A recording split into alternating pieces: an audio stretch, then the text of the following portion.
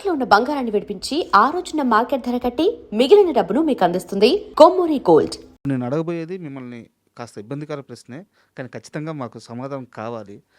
Leader movie AVM productions మీరు ప్రొడక్షన్లో దిగి మీరు మొత్తం ఆ బాధ్యత అంతా పైనేసుకొని సినిమా చేస్తే ఒక ఎడిటరు ప్రొడక్షన్కి వెళ్ళిపోవడం ఏంటి, ఏవిఎం మీద చేయాల్సిన అన్ని కుట్రలు జరిగినాయి, వాళ్ళ మీద కంప్లైంట్స్ వెళ్ళినాయి, చాలా ఇబ్బంది పడి ఏవిఎం ఇంకా సినిమాల నుంచి వెళ్ళిపోయారు.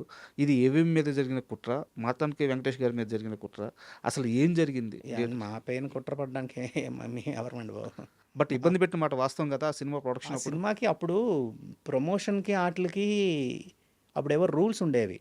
దాంట్లో వేయకూడదు యాడ్, దీంట్లో వేయకూడదు, ఏవో చెప్పారు. అలాంటి లెటర్లు వెళ్ళాయి వాళ్ళకి. వాళ్ళు అక్కడ కొంచెం బాధపడ్డారు. నేను సినిమా తీస్తున్నాం, మనం ప్రమోట్ చేసుకోవడానికి సినిమాకి లేదు, ఇంతే ఇవ్వాలి, ఈ ఛానల్కి వెయ్యాలి, ఆ ఛానల్కి ఇవ్వాలి అనేది అప్పుడు ఏదో జరిగింది అంతే. అంతేగాని వాళ్ళు చాలా మంచి కంపెనీ అండి అది ఏమిఎం వాళ్ళది. వాళ్ళు నన్ను ఇక్కడ ఎవరు సినిమా పొలిటికల్ బ్యాక్డ్రాప్లో సినిమా చేయడానికి భయపడితే నేను తీసుకెళ్ళిన వెంటనే వాళ్ళు ఓకే అన్నారు. కథ 20 నిమిషాలు కథ విన్నారు, విని ఓకే అని చెప్పారు. ఓకే అని చెప్పి తీశారు సినిమా. అంతేగాని బ్యాడ్ అని కాదు. ప్రొడక్షన్లో నాకు చేదు అనుభవాలు ఏంటంటే, మనం ఎవరైతే నమ్మి పెట్టామో వాళ్ళందరూ కొంచెం దొంగ బిల్లు లీడాలు ఇవన్నీ చేస్తే నాకు చిరాకు వచ్చింది. జరిగాయి అంటే ఇప్పుడు 4 కార్లు పెట్టే బదులు 6 కార్లు పెట్టామనేవారు. మనకు తెలుసు అది తప్పులని. ఇంత మోసం ఉంటుందా అని మీకు తెలియకుండా ఎట్లుంటుంది, ఇంత మోసం ఉంటుందా అని చిన్న చిరాకు పడ్డాం అంతే. ఇది మనకి ఎందుకు లేరా బాబు అని దూరంగా ఉందామని ఒక 2 సినిమాలు చేసిన తర్వాత మానేసాం ప్రొడక్షన్. అంతేనండి. అది అప్పుడు పర్టికులర్ మా పైన కానీ వాళ్ళ పైన కానీ ఏం కాదు. వాళ్ళు కొంచెం ఫీల్ అయ్యారు, బిజినెస్ సైడ్ కానీ ఆటలు కానీ కొంచెం అక్కడక్కడ కొంచెం డిస్టర్బెన్స్ అయ్యి వాళ్ళు అనుకున్నారు ఇంకొద్దులే అని. అండ్ మూవీ విషయానికి వస్తే నాకు తెలిసి పొలిటికల్ డ్రామాలో అంత క్లారిటీతో అంత సెన్సిబిలిటీగా తీసిన పొలిటికల్ డ్రామా మూవీ ఇంకోటి లేదనమాట. అవును, లీడర్. సో లీడర్ సినిమాతో మీ experience? Leader one of the best films అని మా ఫీలింగ్, పర్సనల్ ఫీలింగ్. బట్ రివ్యూలు ఎవరు బాగా రాయలేదు. ఈరోజు మళ్ళీ లీడర్ సినిమా బాగుంది అంటున్నారు. అదే తేడా అండి. ఇప్పుడు మేమేంటంటే, ఇప్పుడు మేము కరెక్టే కదా, మరి ఇక్కడ ఆడిటోరియం ఇంట్లో అందరూ చూసి బాగుంది అన్నారంటే అది ప్రమోషన్ వల్ల ఏంటో మరి తెలీదు. అది మేము అనుకున్నంత ఆడలేదు అప్పుడు. ఈరోజు మంచి సినిమా అంటున్నారు. అవును. ఇప్పుడు ఆరెంజ్ సినిమా, మేము ఆ రోజు సినిమా నాకు ఆ రోజు నచ్చింది. క్లైమాక్స్ తప్పితే సినిమా అంతా నచ్చింది అన్నాం. క్లైమాక్స్ ఒకటే వీక్ అనుకున్నాం మేము ఆరెంజ్లో. ఆ అమ్మాయిది కొంచెం ఓవర్ బోర్డ్ వాయిస్, కొంచెం మరి ముద్దుగా మాట్లాడిందని మా పర్సనల్ ఫీల్ ఉండేది. బట్ అది అంత ఎఫెక్ట్ అవుద్దని అనుకోలేదు అప్పుడు. ఇప్పుడు ఆరెంజ్ సినిమా బాగుంది అంటున్నారు, రీరిలీజ్లు బాగా ఆడుతున్నాయి. అలా అండి, అంతే. ఈ రీరిలీజ్ ట్రెండ్ ఎలా చూస్తారు? ఇప్పుడు డార్లింగ్ మూవీ కూడా మొన్న రిలీజ్ అయినప్పుడు సూపర్ డూపర్ హిట్ రీరిలీజ్లో. అంటే అప్పుడు హిట్ అయింది, కానీ ఇప్పుడు ఆ ఇంపాక్ట్ చాలా ఎక్కువ ఉంది. మీరు చెప్పిన ఆరెంజ్ కానీ, ఈవెన్ ఇప్పుడు లీడర్ చూస్తున్న వాళ్ళు కానీ లీడర్ సూపర్ మూవీ అంటున్నారు. అండ్ ఈ మాట అనొచ్చలేదు నాకు తెలియదు, కానీ లీడర్ కథకి దగ్గరగా ఒక స్టార్ హీరో మళ్ళీ అదే చేశారు, అది హిట్. సో ఒకప్పుడు నచ్చని సినిమా మళ్ళీ నచ్చడానికి కారణం ఏంటి? ఆడియన్ మూడు అది తెలియదండి. అది ఇంకా మన తెలుగు ఆడిటోరియంని మెచ్చుకోవాలి, ఇంకంతా ఆడియన్స్ని. ఆల్రెడీ యూట్యూబ్లో ఉండి నెట్లో ఉండి ఆ సినిమా మళ్ళీ థియేటర్కి వెళ్ళి డబ్బులు ఖర్చు పెట్టి చూస్తున్నారు అంటే సినిమా పైన ఎంత ప్యాషన్ ఉందనేది అర్థమవుతుంది. కాబట్టి మంచి సినిమాలు వస్తే ఎప్పటికైనా ఆడతాయి అనేది ఒక ఎగ్జాంపుల్. అది అంతే, స్టార్ పవర్ అది. శేఖర్ గమ్లా గారితో మీకు అంటే చాలామందిని నేను పర్సనల్గా కనుక్కున్నది కూడా, అది ఒక గురు శిష్యుల బంధమో లేకుంటే మంచి ఇద్దరు బాగా సబ్జెక్ట్ తెలిసిన ఇద్దరు టెక్నీషియన్లు కలిస్తే ఎలా ఉంటుందో ఆ వాతావరణం, ఆ బంధమో తెలియదు, కానీ అద్భుతంగా ఉంటుంది వాళ్ళిద్దరి మధ్య వర్క్, ట్రావెలింగ్ అని చెప్పి చాలామంది చెప్పారు. అయితే ఒక్క సినిమా మీ ఇద్దరి బాండింగ్ని చాలా, అంటే నేను గట్టిగానే మాట్లాడుతున్నాను, చాలా దారుణంగా దెబ్బతీసింది. నిజమేనా?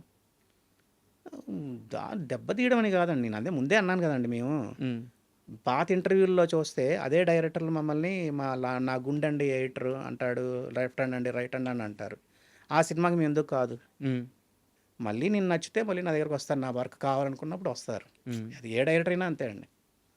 ఇప్పుడు డైరెక్ట్గా పూరి జగన్నాథ్ కూడా 4-5 సినిమాలు బయటకు వెళ్ళిన తర్వాత మళ్ళీ గోలీ మార్క్ నా దగ్గరకు వచ్చాను.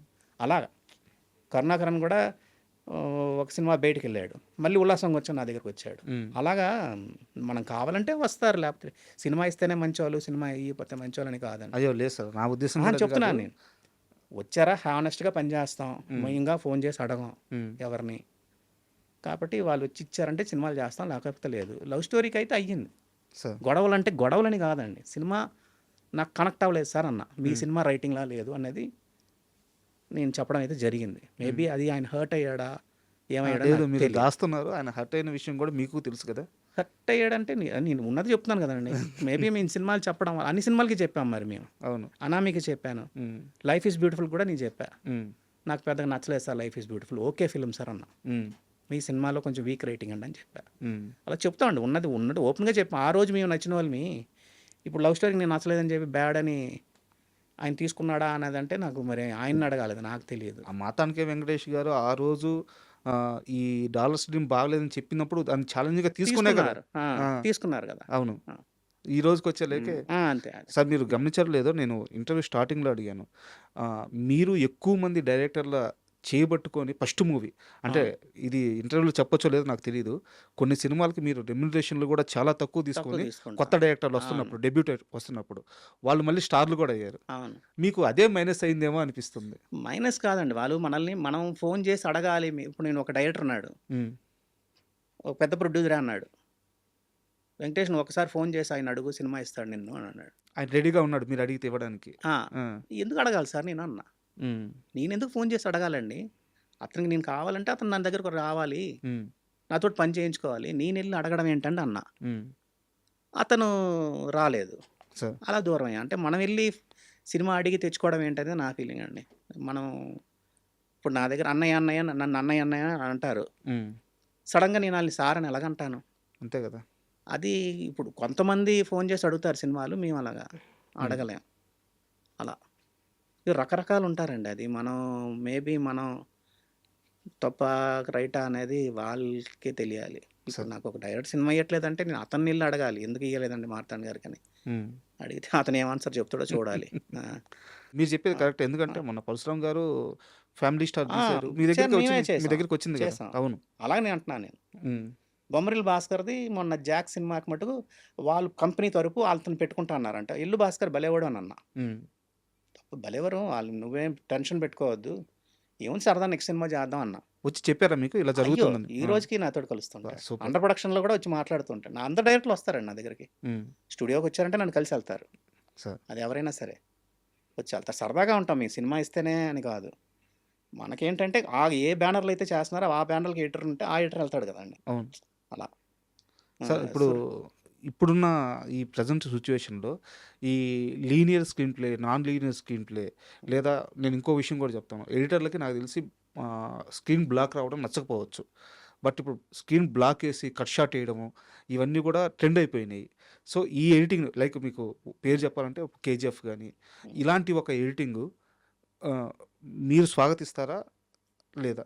అండ్ సినిమా కావాలి అంటే పెట్టాలండి. ఉమ్, సినిమాకి అక్కర్లేదు అంటే పెట్టకూడదు అనేది మా పద్ధతి. ఉమ్, ఇప్పుడు మీరు క్వశ్చన్ వేస్తున్నారు, నేను ఆన్సర్ చేస్తున్నాను. సార్ మధ్యలో ఫేడ్ ఇన్ ఫేడ్ అవుట్ ఎందుకు వేయాలి?